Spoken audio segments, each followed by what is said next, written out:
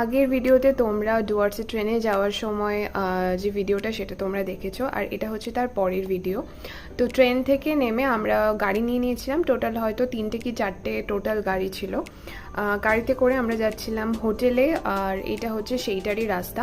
হোটেলটা কি ছিল সেটা পরের ভিডিওতে জানাচ্ছি, যখন তোমরা দেখবে তখন বলে দেবো।